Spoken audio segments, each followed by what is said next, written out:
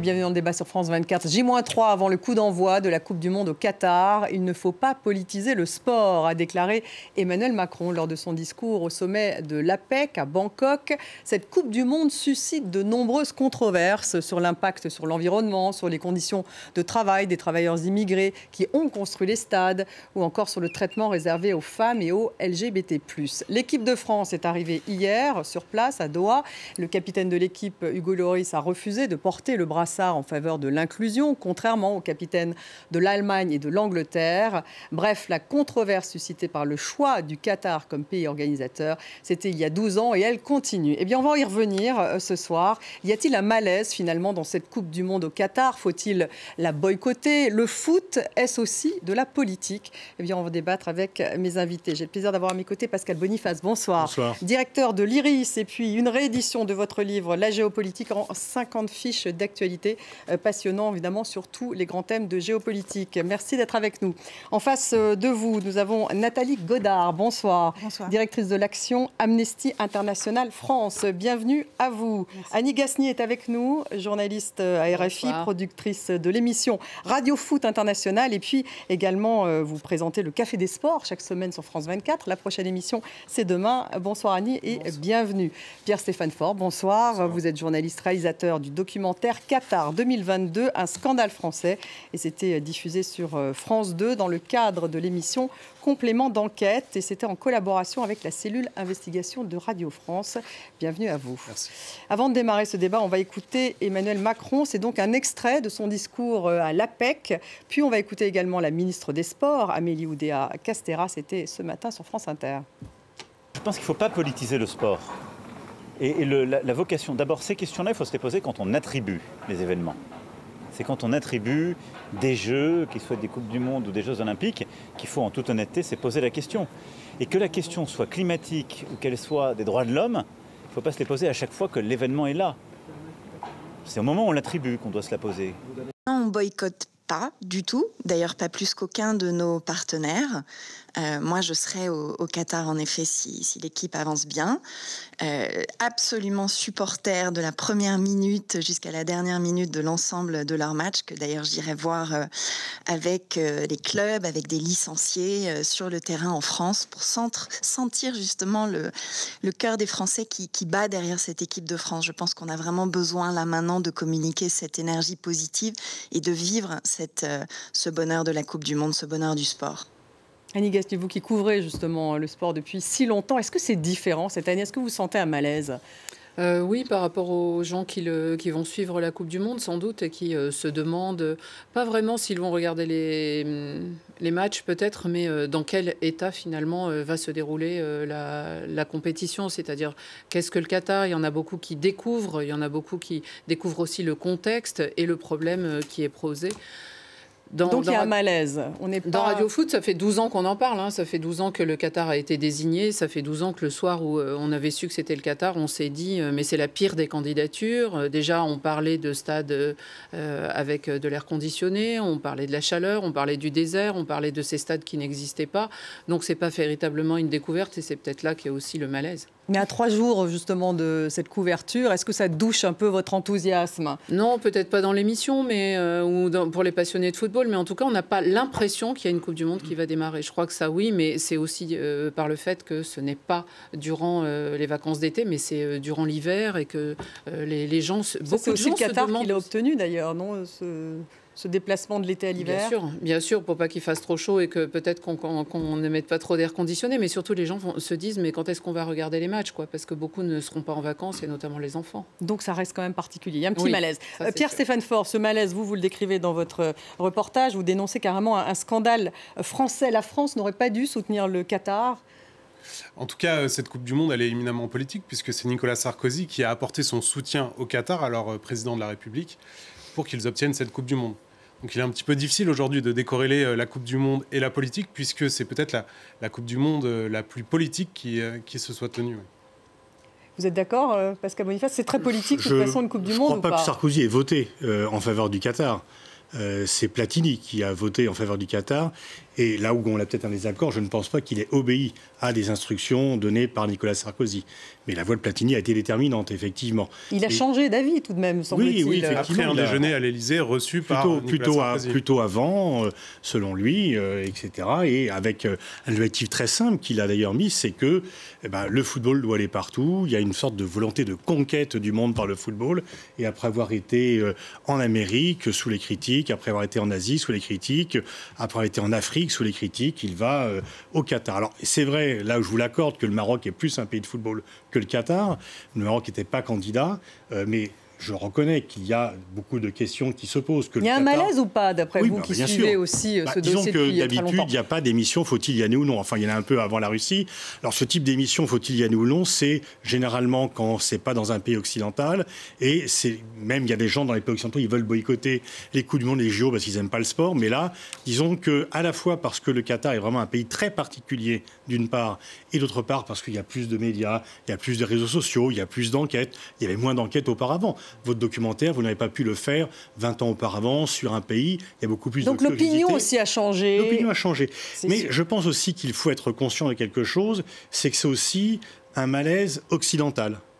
C'est que là aussi, comme pour la guerre en Ukraine, il y a The West versus the Rest. Et en Amérique latine, en Asie, en Afrique, on ne se pose pas la même type de questions. Et je pense qu'il y a un malaise occidental et il y a un malaise français, dont votre documentaire rend bien compte d'ailleurs, parce que les liens particuliers et très particuliers qui existent entre le Qatar et la France suscitent la curiosité, l'inquiétude pour certains et suscitent donc beaucoup plus de focalisation que pour un autre pays. Vous êtes d'accord ? Vous pouvez répondre à Pascal. Je pense que le malaise, c'est aussi qu'on se rend compte que le Qatar maîtrise extrêmement bien sa communication, a investi des centaines de millions de dollars dans la communication, et chaque enquête journalistique, chaque enquête des ONG sur le terrain met en lumière la réalité crue du terrain, très différente de la communication que peut faire passer le Qatar. Et ça, je pense que ça suscite aussi le malaise chez le public. Nathalie Godard, est-ce qu'effectivement ce hiatus entre un soft power effectivement très bien maîtrisé de la part du Qatar et puis ce qui se passe donc sur le terrain, à Amnesty International, vous dénoncez les atteintes aux droits humains, le système de kafala, en l'occurrence le système de parrainage et puis l'exploitation donc de tous ces travailleurs, vous parlez même de travail forcé. J'ai lu un chiffre dans The Guardian, je ne crois pas qu'il soit le vôtre, mais disant que 6500 ouvriers venus d'Inde, du Pakistan, du Népal et du Bangladesh et du Sri Lanka sont morts pendant la construction des stades. Alors, je ne sais pas si vous soutenez ce type de chiffre. En tout cas, vous demandez une indemnisation de la part de la FIFA.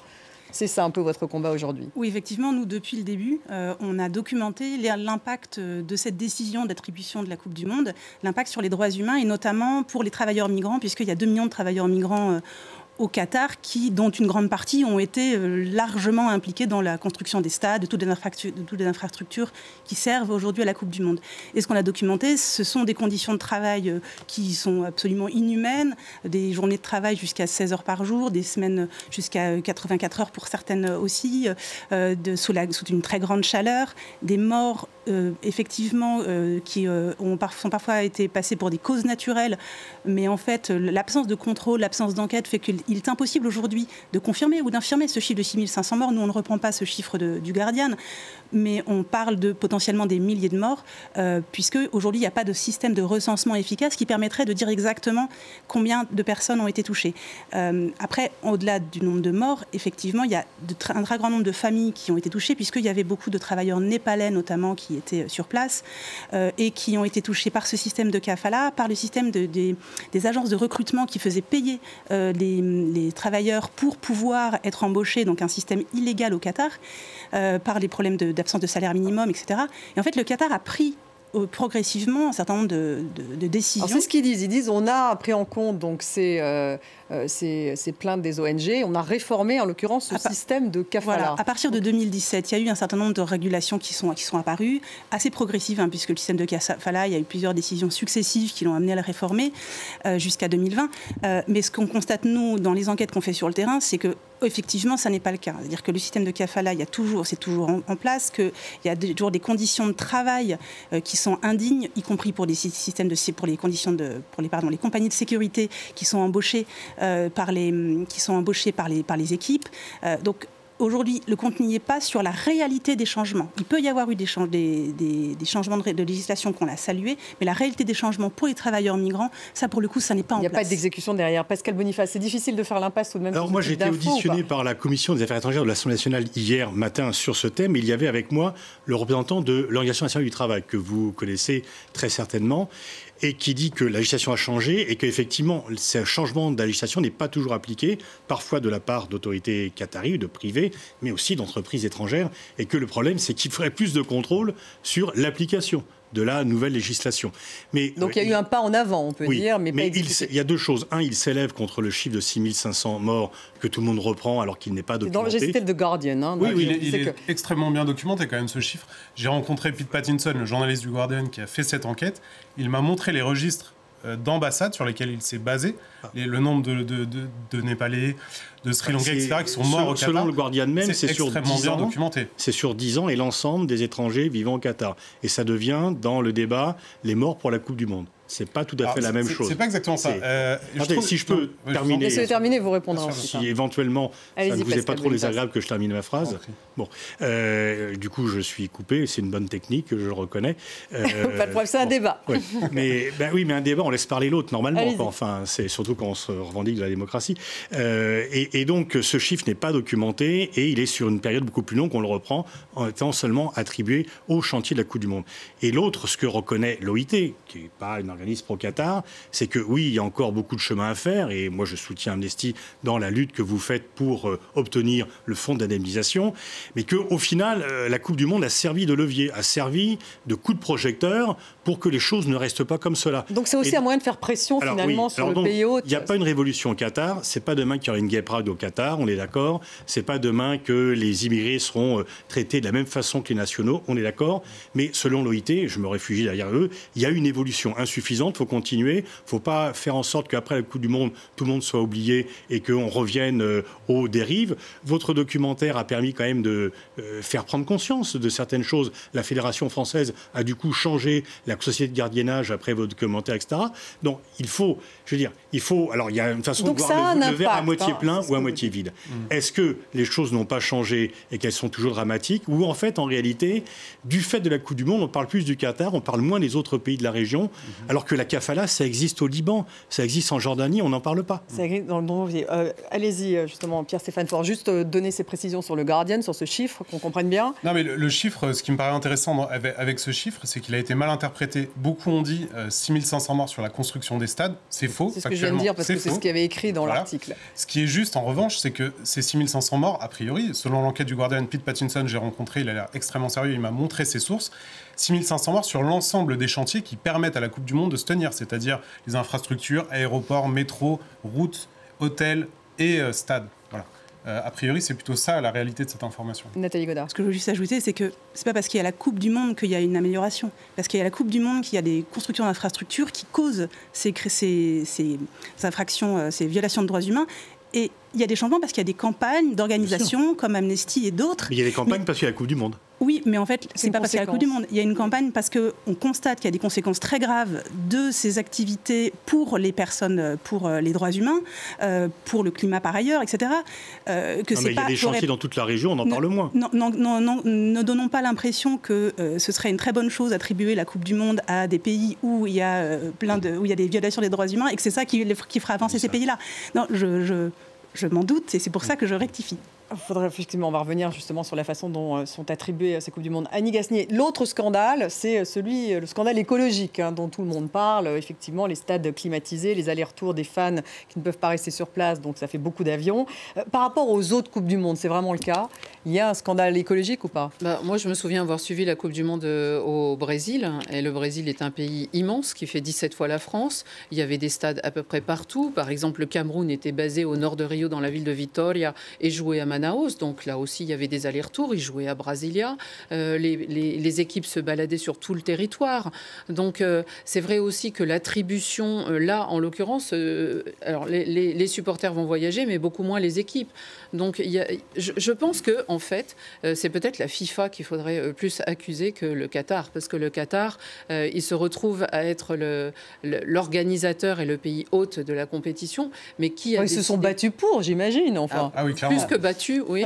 Mais c'est vrai que la FIFA l'a attribué et d'une manière, nos confrères de France Football l'avaient montré dès 2013, il y avait une grande enquête sur comment a été attribuée cette compétition. Alors on parlait tout à l'heure de Platini et des gens qui auraient voté pour, mais c'est vrai que la FIFA, c'est toujours assez obscur. Actuellement, on entend Gianni Infantino, on a su aujourd'hui qu'il sera le seul candidat à sa réélection en mars prochain, en 2023, et lui, il parle déjà de l'Arabie Saoudite pour la Coupe du Monde de 2030. Donc il y a aussi des questions qu'on peut se poser autour de la grande entreprise au-dessus du pays hôte qu'est la FIFA. Il faut rappeler que la FIFA, en tant qu'entreprise commerciale, doit à un certain nombre de principes... Par ailleurs, un certain nombre de principes directeurs des Nations Unies à respecter. C'est-à-dire qu'elle doit appliquer une diligence raisonnable sur le respect des droits humains dans l'ensemble des activités qui sont en lien avec son entreprise. Donc aujourd'hui, nous, on demande, c'est pour ça qu'on demande à la FIFA de mettre en place un fonds d'indemnisation pour les travailleurs migrants et leurs familles. C'est accepté ou pas, ça? Il va y avoir un fonds d'indemnisation ou pas? Parce que je sais que vous les avez vus, les responsables de la FIFA, enfin vous, Amnesty International, me semble-t-il. Le Qatar s'est opposé, le ministre des Sports a carrément dit... Gianni Infantino, pour l'instant, a dit concentrons-nous sur le football, et il n'a pas du tout donné suite à cette demande. Ni la FIFA, ni d'ailleurs la Fédération française de football, qui n'est pas non plus engagée clairement sur ce sujet. Quand on entend dire que les Bleus, par exemple, vont participer à un fonds, c'est un autre fonds. C'est autre chose, ça n'est pas la même chose. C'est les Bleus et c'est pas la FFF. C'est-à-dire c'est l'équipe de France qui a fait une déclaration disant qu'ils étaient sensibles à la question de droits humains et qu'ils allaient abonder sur un fonds qui était différent. Nous, ce qu'on a demandé à la FFF, c'est de prendre position publiquement pour soutenir le fonds d'indemnisation à hauteur de au moins 440 millions de dollars qui correspond à ce qui sera aux primes remises aux 32 équipes qui vont participer à la compétition. Et pour l'instant, la FFF s'est pas engagée publiquement ni clairement et a dit bon, on verra ça plus tard. Et la FIFA a dit concentrons-nous sur le football. Donc, il ne faut pas compter sur Gianni Infantino pour secouer le cocotier. Ça c'est clair. Il est ultra conservateur. Effectivement, il va être élu par acclamation parce que il a fait une campagne très clientéliste, etc. En Afrique notamment, sur le continent africain. Et il s'est débrouillé pour que Michel Platini puisse pas être candidat. Donc il a vraiment là le. Mais est-ce que c'est pas ça une partie du problème, Pascal Boniface, justement cette opacité? Alors, lorsque il y a eu le vote pour le Qatar, une partie du problème, c'est que le vote n'était pas public et que finalement chacun raconte ce qu'il veut et que Platini était le seul à dire pour qui il a voté, contrairement aux autres. Il y a eu un vote public pour 2026. Maintenant, on a changé. Avant, c'était 24 membres du comité exécutif qui votaient dans le plus grand secret, ce qui n'est pas normal. Aujourd'hui, c'est une fédération, une voix. Sauf que pour 2026, Donald Trump s'est mis en scène en dit ceux qui ne votent pas pour moi vont être sanctionnés par les États-Unis. Et donc vous avez des pays qui n'ont pas voté pour le Maroc de peur de sanctions américaines. Ce qui n'a pas suscité beaucoup de protestations à l'époque. Et même Infantino, normalement, il aurait dû partir cheval, enfin vraiment de façon très fougueuse pour condamner. Ça s'est jamais fait. Il y a eu toutes les histoires de la Coupe du Monde, il y a toujours eu beaucoup de clientélisme, quelles que soient les Coupes du Monde. On essaye de se faire amis, on donne des aides, etc. Il y a de la politique, donc il faut dire politique. Mais là, en fait, Infantino, il était football et politique. C'est la première fois qu'il y a des menaces de sanctions sur des votes de la part du président d'un pays contre les pays qui ne voteraient pas en faveur. Et normalement, selon la règle de la FIFA, les pays n'ont pas le droit d'interférer dans les affaires de la fédération. Là, on voit que certains pays ont quand même demandé à leur fédération de voter pour les États-Unis sans que Infantino ne réagisse. C'est ça le problème tout de même. Cette influence américaine, on peut peut-être la comprendre à l'aune de la Coupe du Monde 2022, parce qu'en fait, c'était les États-Unis qui devaient gagner la Coupe du Monde 2022. En fait, il y avait une sorte de deal. Oui, mais j'ai pu le documenter dans le reportage. J'ai rencontré de nombreux compagnons de route de Michel Platini qui m'ont expliqué le deal, en gros, qui était mis en place par Sepp Blatter, président de la FIFA, et Michel Platini, président de l'UEFA. Russie 2018, États-Unis 2022. Et ça, c'était bordé. C'est-à-dire que Michel Platini s'était engagé avec Sunil Gulati, représentant du football américain. Il s'était serré la main, le deal était fait. Et puis est intervenu le déjeuner à l'Élysée, et puis Michel Platini a changé d'avis. Donc les États-Unis ont très mal vécu. Le Qatar a obtenu la Coupe du Monde pas par une voix d'avance. Non, pas par une, par 4. Oui, et Platini n'a pas 4 votes. Non, Platini n'a pas 4 votes. En revanche, il a beaucoup d'influence puisque c'était le patron de l'UEFA et les autres membres de l'UEFA le suivaient. Et ça, c'est extrêmement bien documenté dans l'enquête judiciaire que j'ai pu lire, puisque le même phénomène s'est reproduit pour l'Euro de foot 2016. C'est-à-dire que Michel Platini a entraîné les votes de l'UEFA pour la France. Donc pour la France, c'est autre chose. Difficile de dire que le football n'a rien à voir avec la politique. Ça, c'est impossible. Enfin, depuis le départ. La première Coupe du Monde, elle est géopolitique, c'est en Uruguay, parce que l'Uruguay veut exister par rapport au Brésil et à l'Argentine. Je ne parle pas de l'Italie en 1934, etc. Tout le temps, effectivement, quand on l'a fait au Mexique, c'est pour reconnaître l'émergence de ce pays. À chaque fois, on ne peut pas dire que le football n'est pas politique. Il est bien sûr... Donc alors, qu'est-ce qui est politique ? C'est toujours, est-ce qu'on va au bout, justement, des choix politiques ? Est-ce qu'on parle de l'universalité des droits de l'homme parce que c'est aussi politique ? Enfin, c'est ça aussi le problème. À partir du moment où il y a des liens entre les deux... Alors, bien sûr, il faut parler des droits de l'homme, etc. Et en même temps, c'est là où c'est un peu délicat. On ne peut pas organiser les compétitions que dans les pays occidentaux. Et par ailleurs... Disons que Amnesty fait un boulot formidable de documentation des violations des droits de l'homme, mais c'est pas Amnesty qui désigne cela. Il n'y a pas un comité démocratique qui désigne le pays de la Coupe du Monde. Donc, je veux dire, le résultat, c'est qu'il faut que le football aille partout et qu'on s'en serve quand il y a une compétition pour obtenir des résultats et que le coup de projecteur qui est donné sur le pays l'oblige à modifier ce qui est le plus gênant. Mais le résultat, c'est le malaise, justement. Oui, mais il y a de moins en moins de candidats aussi parce qu'il y a de plus en plus de gigantisme dans l'organisation de ces compétitions. La Coupe du Monde, là, est avec 32 équipes, ce qui est déjà beaucoup. Celle de 2026 sera avec 48 équipes. Et on voit ça avec la compétition continentale africaine, c'est-à-dire avec la CAN, où maintenant, il y a 24 équipes. Ça a été décidé à un moment où, finalement, le pays qui s'était vu attribuer la compétition, qui était le Cameroun, tout d'un coup, on lui a dit ça passe à 24 équipes, alors qu'avant, c'était 16. Ça veut dire plus d'installations, ça veut dire plus d'infrastructures et plus de travaux. Donc plus d'argent. Il y a un gigantisme qui fait qu'il y a de moins en moins de pays qui sont candidats ou qui veulent être candidats, parce que ça coûte très cher, bien sûr. Et donc finalement, ce sont les pays du Golfe qui peuvent se permettre de financer oui et non, parce que par exemple, le CIO a changé ses règles et maintenant, l'argent ne compte pas, on met 40 milliards comme Pékin, ça ne marchera plus. Les Paris 2024, c'est 7 milliards. Il y a quand même... alors, ce que vous dites, c'est vrai pour les Jeux d'hiver. Les budgets au début sont toujours oui, mais là, Paris, ça va tenir un peu malgré l'inflation. Donc, effectivement, il y a des pays où il y a déjà... Mais en fait, aussi, au départ, la première Coupe du Monde, c'est que 13 pays, il y a des pays qui ne veulent pas y aller. Exactement. Il n'y a pas beaucoup de pays qui jouent au football. Maintenant, vous avez 211 fédérations. Tout le monde veut aller. Donc, tout a pris de l'ampleur, en fait. Ce qui veut dire que ça ne suffit pas de... Nathalie Godard. C'est bon, j'avais compris que c'était moi. Ce qui veut dire qu'il ne suffira pas de faire des déclarations, comme la FIFA le dit, pour dire que des critères droits humains seront pris en compte à la prochaine attribution. C'est pas suffisant. C'est pour ça qu'on a du mal à croire à la sincérité des engagements de la FIFA dans la matière, puisque vous parlez on évoque l'Arabie Saoudite. Enfin, l'Arabie Saoudite, on est au-delà du Qatar en matière de records de question des droits humains. Qui vient d'être désigné quand même pour organiser les Jeux asiatiques d'hiver. Donc, en plein désert. Donc on est bien d'accord que la question de l'organisation d'événements sportifs, et on a dénoncé nous ce qui s'était passé pour Pékin précédemment, en Afrique du Sud, à Rio, etc. On a travaillé on n'a pas travaillé que sur le Qatar, on a travaillé sur énormément de différentes compétitions, sur le lien avec la question des droits humains.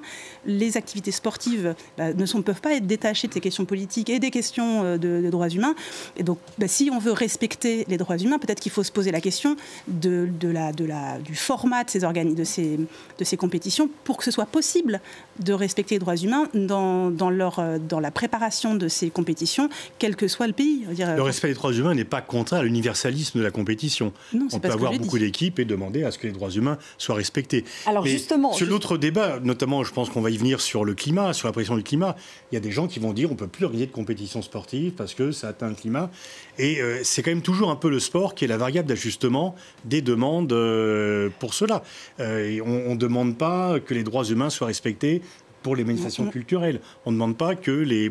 On demande quand même que dans un pays où il n'y a aucun stade, que le fait d'attribuer la Coupe du Monde ne donne pas lieu à la construction de l'ensemble de ces stades avec toutes les condamnations, toutes les violations des droits humains qui vont avec. Je veux dire, c'est lié aux infrastructures de la Coupe du Monde. Donc c'est pas la situation d'un pays où il y a un niveau de violation de droits humains qui est précédent et où les stades ont déjà été construits. Non, là c'est des stades qui ont été construits pour la Coupe du Monde. Alors, donc vraiment, il y a des questions à se poser sur tout ce processus-là. On peut se souvenir de la Coupe du Monde de 1978, c'était en pleine dictature en Argentine. Absolument. Il y avait eu là aussi des appels au boycott, là aussi il y avait eu beaucoup de critiques. Et malgré tout, pendant cette compétition, on n'a aussi jamais autant parlé des violations violation des droits de l'homme, de la torture. C'est une caisse de résonance. Voilà, qui se passait à quelques mètres du stade de la finale, dans la fameuse ESMA, l'école de la marine. Donc ça avait aussi porté un coup de projecteur sur ce qui se passait. Les maires de la place de Mai avaient été beaucoup filmés et tout à ce moment-là. Donc ça peut aussi parfois aider à progresser ou à dénoncer. Les Montoneros, qui était l'organisation de lutte armée contre Videla, avaient appelé disant non, venez et rendez compte de la dictature, rendez compte de cela. Videla était passé inaperçu parce qu'il y a eu Pinochet, on a beaucoup parlé de Pinochet. Videla arrive 3 ans plus tard, il ne s'est pas tellement remarqué. Au début, non. Et en 78, finalement, bon, alors en même temps, ça lui a servi de façon interne pour asseoir son pouvoir, mais sur le niveau international, il a été extrêmement critiqué. Ouais. L'équipe de France, en tout cas, on le sait, est arrivée hier à Doha et le capitaine de l'équipe, Hugo Lloris, a refusé, là aussi on parle de droits humains, mais cette fois LGBT, de porter ce brassard en faveur de l'inclusion, contrairement au capitaine de l'Allemagne et de l'Angleterre. Il l'a justifié en disant qu'il ne souhaitait pas manquer de respect aux pays organisateurs. On va l'écouter. En France, lorsqu'on accueille des étrangers, on a souvent l'envie qui se prête à nos règles, qui respectent notre culture. Et j'en ferai de même lorsque j'irai au Qatar, tout simplement. Donc après, je peux être d'accord ou pas d'accord avec leurs idées, mais je dois montrer du respect par rapport à ça. Nathalie Godard, quand vous entendez ça, respect des traditions, il viendra en France, il respecterait les nôtres. Alors, il faut savoir que les personnes LGBT au Qatar sont passibles de 7 ans d'emprisonnement. On n'est pas dans une vague tradition, on est dans autre chose. Je veux dire, on ne peut pas se cacher derrière un relativisme culturel pour dire qu'on ne va pas défendre la question. Mais est-ce que les joueurs doivent s'engager? C'est ça aussi la question. Les joueurs. Les joueurs ont une... À partir du moment où c'est des personnes qui ont de l'influence sur l'opinion, ils peuvent apporter des messages positifs. Ils peuvent, à défaut de s'engager, ils pourraient ne pas dire qu'il faut appliquer un certain relativisme culturel sur la question des LGBT. Nous, ce qu'on demande, on a demandé aux joueurs depuis le début de s'engager parce qu'on sait que c'est la pression des joueurs et de la fédération et des équipes qui peut changer les choses. Les joueurs de l'équipe d'Australie, par exemple, ont enregistré un clip qui est devenu viral. Soccer Bruce. Et qui est devenu viral, et on voit que ça peut effectivement apporter du changement. Donc ça, c'est quand même très intéressant de voir que ce levier existe. Annie Gasnier. Vous croyez que les joueurs australiens peuvent obtenir des changements? Parce qu'il y a aussi, c'est comment on fait passer le message. Et la crainte, toujours, c'est d'apparaître comme des donneurs de leçons. Ce que veut dire Hugo Lloris, à mon avis, c'est qu'il ne veut pas revendiquer quelque chose et il va rester discret sur le sujet, c'est tout. C'est pas, oui, mais il ne porte pas, par exemple, ce fameux brassard, alors que d'autres joueurs le portent. Raphaël Varane, n'est-ce pas? C'est une façon de revendiquer quelque chose. Il veut ne pas prendre position sur le sujet, c'est tout. Peut-être que la question aussi, c'est de savoir si les joueurs de l'équipe de France peuvent prendre position, en fait. Ou veulent. Le veulent plutôt, peuvent. Puisque si j'ai bien compris, c'est un peu chacun. Si Mbappé ou Lloris prennent position, ils ne vont pas être virés parce qu'ils ont pris position. Ouais. Mbappé, c'est compliqué puisqu'il travaille pour le Qatar via le PSG. Le rapport en fait, de c'est force, ça aussi qui est intéressant. Et vous pensez que s'il mettait un brassard qui ne plaît pas au Qatar, il va être viré du PSG? Je crois pas. Je ne sais pas. Je crois pas. Mais en tout cas, le poids du Qatar dans l'économie française et en particulier dans l'économie du foot français, il est indéniable. Je veux dire, les droits TV du championnat de France sont valorisés grâce à la présence des Qataris au PSG. On va revenir justement sur le Qatar, parce que j'avais une question précise là-dessus. Mais pour terminer sur les LGBT, sur l'implication ou pas, l'engagement ou pas des joueurs. Moi, je pense qu'ils sont dans la droite ligne de la Fédération française. C'est-à-dire que la Fédération française n'a pas véritablement pris position. Noël Le Graët est très discret sur le sujet. On sait justement le poids que peut avoir le Paris Saint-Germain dans le championnat de France, avec toutes les stars qui y défilent depuis quelques années. Donc finalement, je pense que le profil bas de la Fédération se reflète dans la position du capitaine de l'équipe. Mais est-ce qu'ils doivent s'engager, les joueurs? Alors ça, chacun son avis. Enfin, mais peut-être à titre personnel, peut-être plus à titre personnel. C'est vrai que Mbappé, quand il a voulu faire changer, par exemple, les contrats sur avoir un droit de regard sur les contrats de sponsoring, ceux qui soutiennent l'équipe de France, il a obtenu gain de cause. En même temps, on croit savoir que tout le monde n'était pas sur la même longueur d'onde. Donc, c'est difficile aussi dans un collectif. Il y a des joueurs très jeunes, peut-être qu'ils n'ont pas encore finalement pris conscience de l'impact qu'ils peuvent avoir parfois. Tous ne sont pas Mbappé. Alors c'est vrai que ce serait intéressant de revenir sur le Qatar, Pascal Boniface. Pourquoi est-ce que ça intéresse autant le Qatar, le foot? C'est le soft power, c'est le Qatar s'intéresse au foot? Pourquoi est-ce qu'il s'intéresse autant au foot? On parle de lui pour exister sur la carte, parce que en 95, l'émir du Qatar va en Angleterre, le douanier dit c'est où le Qatar? Maintenant, plus personne ne pose la question. Et donc on sait où est le Qatar. Donc c'est aussi, c'est un outil de soft power. Ah oui, c'est que. Mais c'est pas la première compétition qu'ils organisent, parce qu'il y a eu une compétition mondiale de handball, il y a eu des courses cyclistes. Oui, mais le foot, ça a une résonance quand même différente. Pour l'athlétisme, compétition mondiale, il n'y a pas eu d'appel au boycott. Parce que le foot, pourtant, ça a plus d'importance. Il y a eu des affaires de corruption. Oui, mais il n'y a pas eu d'appel au boycott. Donc on voit que le foot a une importance tout à fait particulière et différente. Et donc le Qatar estime qu'en organisant ces compétitions, il assure son existence, c'est une sorte d'assurance-vie par rapport aux appétits saoudiens et iraniens qui ont... et émiratis aussi, semble-t-il, donc il n'y a pas une concurrence dans la région. Il y a aussi une concurrence de cousins entre les Émirats arabes unis et le Qatar, puisque normalement les Émiratis auraient voulu que le Qatar fasse partie de la fédération. Donc ils misent sur le sport en disant le sport c'est populaire. Alors, ils n'avaient pas calculé que ça allait aussi attirer beaucoup d'ennuis, que la visibilité, elle était à double tranchant. Mais finalement, quand même, il doit se dire, finalement, quand même, au total, maintenant, tout le monde nous connaît et notre existence, elle est plus assurée. Un pays qui organise la Coupe du Monde n'est pas annexé par son voisin. Et donc, Donc, l'objectif, il est quand même politique. Et Mbappé, ça vaut moins cher qu'un Rafale. Donc, en fait, on peut quand même faire des choses comme ça. Et voilà, ils existent et ça, bon. Et après, effectivement, il y a les aspects plus critiquables. Mais bon. Justement, Stéphane Faure, on parlait de cette opinion publique qui a quand même changé. Aujourd'hui, la résonance est différente, que ce soit avec les ONG, mais les médias aussi. Et puis, peut-être la conscience, cette opinion, elle est peut-être différente il y a 12 ans, au moment où le Qatar avait été choisi. En tout cas, pour rebondir sur les propos de Pascal Boniface, ils ont acheté Mbappé et les Rafales. Comme ça, au moins, ils sont sûrs d'être tranquilles. Et ça, c'est l'un des aspects qu'on a mis en lumière dans notre enquête. C'est-à-dire que l'obtention de la Coupe du Monde et sans doute le coup de pouce de Nicolas Sarkozy pour que le Qatar obtienne cette Coupe du Monde s'est fait en échange d'une promesse d'achat de Rafale. Un contrat énorme de 6 milliards d'euros. Et ça, on a trouvé les documents de l'Élysée qui en attestent. La vente de Rafale et la vente de batteries de missiles antiaériens étaient au menu du déjeuner. Et ce jour-là, ce fameux jour de novembre 2010, ils en ont parlé. Non, mais ça, c'est normal. Je veux dire, quand vous avez... Moi, c'est de la politique, Pascal Boniface. Quand deux chefs d'État se rencontrent, on met sur un papier la liste des sujets qu'ils doivent aborder.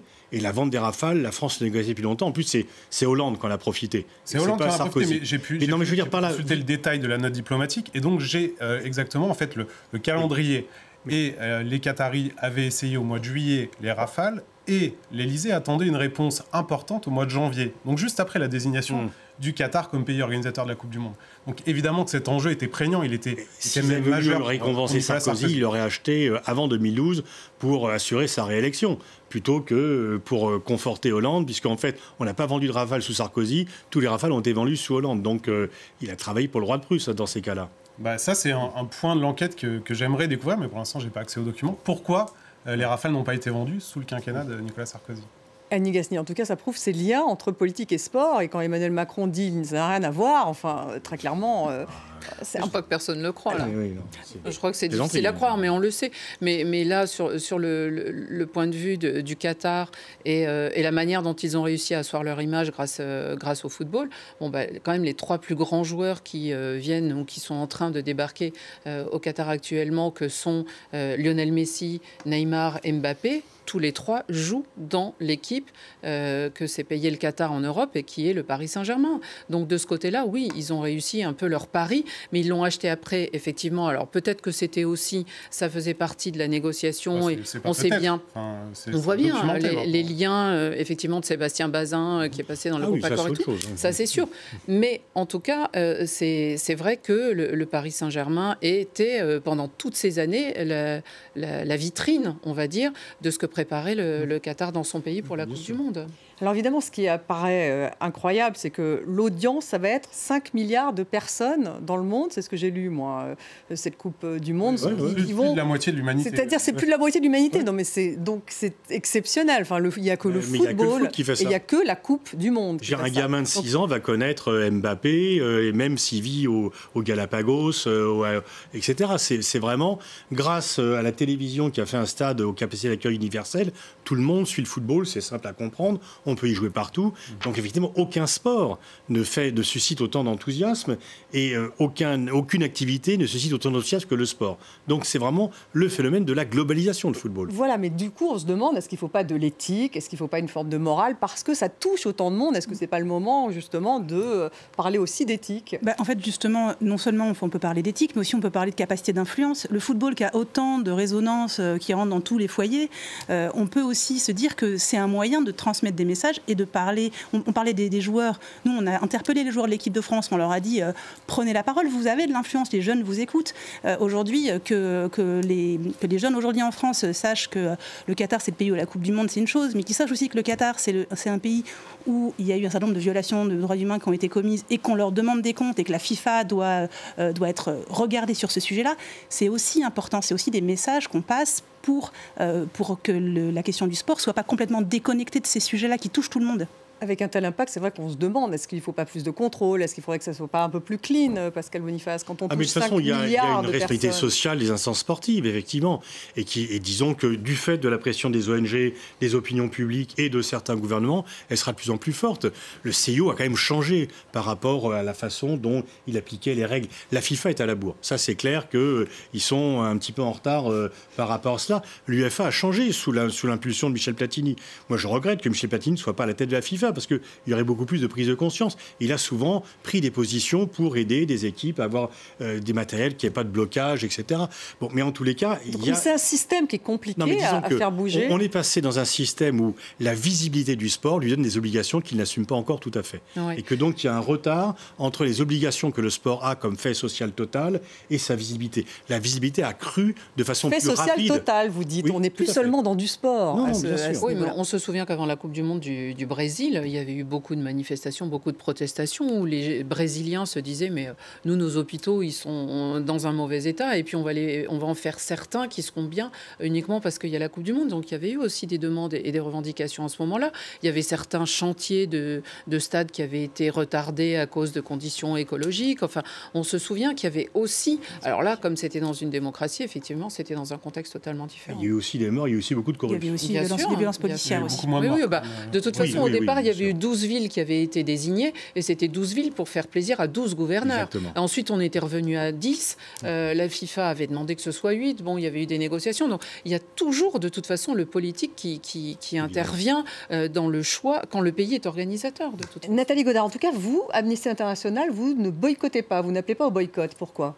Alors, on n'appelle pas au boycott parce qu'en fait, depuis le début, notre rôle, c'était de documenter, de faire la lumière sur la situation des droits humains au Qatar et qu'on a plutôt essayé d'utiliser ce moyen-là pour faire pression sur le Qatar, pour mettre la lumière et que d'appeler au boycott n'allait pas plus nous aider à faire la lumière sur la situation. Là, on a pu obtenir justement des avancées sans appeler au boycott. Et pas pour autant c'est pas efficace, le boycott. En fait, on ne dit pas qu'il ne faut pas le faire. Les organisations qui appellent au boycott, c'est leur moyen d'action. Nous, c'est un autre moyen d'action qu'on a choisi. Voilà. Autant Amnesty International est vraiment impeccable parce que vous occupez des droits de l'homme partout et vous ne vous sélectionnez pas.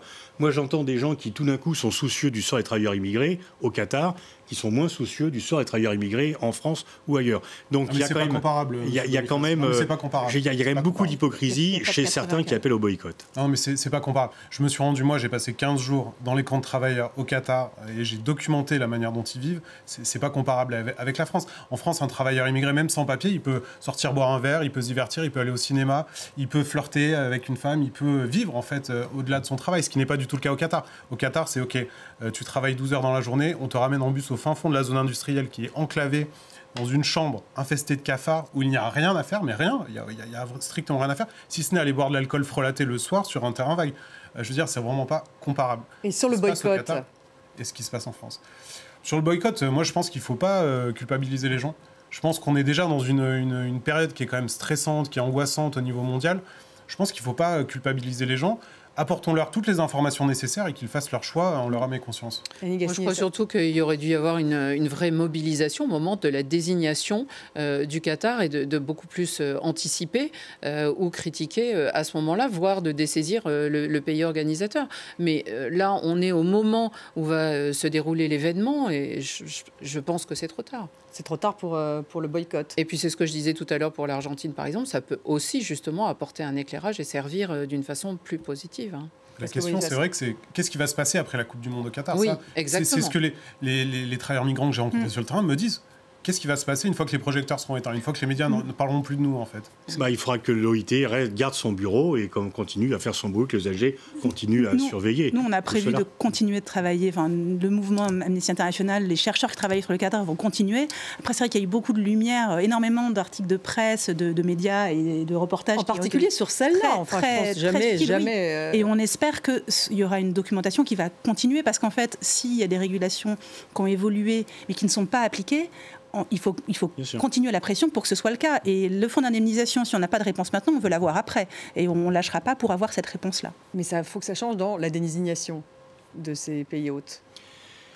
Oui, il faut faire plus attention, mais une fois encore, on ne peut pas réaliser des Coupes du Monde et des Jeux Olympiques uniquement dans les pays occidentaux. L'Occident a perdu le monopole de la puissance. Mais est-ce qu'on pourrait ajouter des critères, le critère écologique, par exemple, relever le seuil du critère économique? Le critère écologique, il est de plus en plus présent. Il était inexistant en 2010, il est apparu en cours de route. Maintenant, on ne pourra plus faire... Alors bon, il y a l'Arabie Saoudite et les Jeux asiatiques d'hiver, ça c'est une aberration.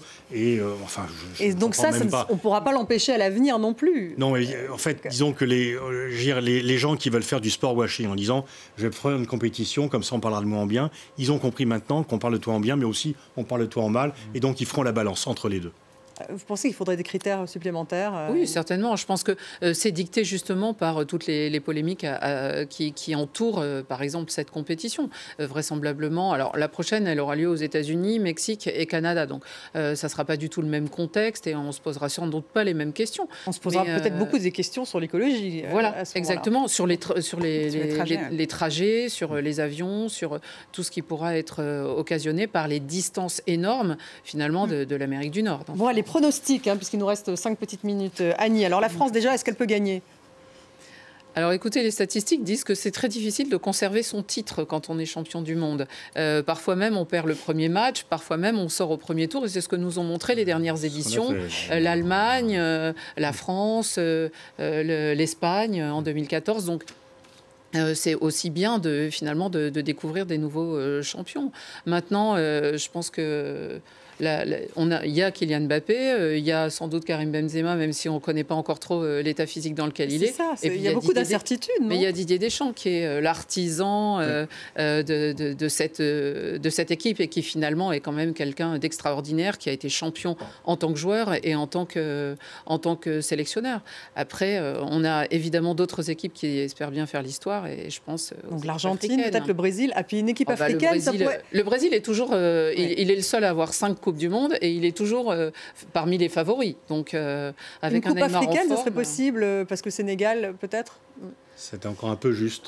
Surtout finalement le Sénégal joue sans Sadio Mané. Alors ils ont beaucoup d'autres joueurs. Il n'était pas seul sur le terrain quand ils ont été sacrés champions d'Afrique. Donc ça peut être possible, mais ça sera difficile. Mais pourquoi pas? De toute façon, c'est aussi ça, je pense, la magie du football. C'est-à-dire qu'à l'heure d'aujourd'hui, alors c'est sûr que en plus rien n'est normal dans cette compétition. On va dire la temporalité, l'organisation et tout ça. On ne sait pas. Pascal Boniface, les Bleus peuvent-ils gagner rapidement? Oui, ils peuvent gagner, ils peuvent aussi perdre. C'est l'incertitude du sport. Il y a 5 ou 6 équipes qui sont favorites. Est-ce qu'il y aura une surprise? Pour l'instant, à part l'Espagne en 2010, il n'y a pas de surprise. C'est toujours les pays qui ont déjà gagné la Coupe du Monde qui la gagnent de nouveau. La liste, est-ce que les Pays-Bas vont y enfin arriver? Est-ce qu'il y aura une surprise africaine? Écoutez, on verra. Réponse le 18 décembre. Pierre-Stéphane Faure, un petit mot sur des pronostics. L'équipe de France, je ne sais pas, parce qu'il y a quand même une ambiance en ce moment au sein de la Fédération française de football qui interpelle. Je ne sais pas si vous avez vu les articles de presse récemment sur la gouvernance au sein de la FFF, la guerre entre les différents clans, etc. Je me demande si cette ambiance un petit peu pesante va influer sur le moral du groupe là-bas. Je me demande. Annie, pardon, je ne sais pas pourquoi je vois absolument. Nathalie, pardon. Alors moi, je vais faire un vrai joker sur les yeux. Un joker sur les pronostics. On est vraiment là, pour le coup, dans le pur sport et plus dans la politique ou les droits humains. Donc, je ne vais pas m'aventurer sur ce terrain. En tout cas, vous ne boycottez pas. Vous pourrez de temps en temps regarder la télévision. C'est pas pour des raisons de boycott, mais c'est plus pour pas forcément, on va dire, dans mon champ d'intérêt. Mais je ne suis pas contre le fait de regarder les matchs pour ceux qui aiment ça. Merci beaucoup d'avoir été avec nous. Nathalie Godard, pardon de vous avoir appelé Annie 3 fois. Annie Gasnier était avec nous. Merci à vous. Merci Pascal Boniface. Et puis merci beaucoup Pierre-Stéphane Faure. Merci à vous tous de nous avoir suivis. Vous restez avec nous sur France 24.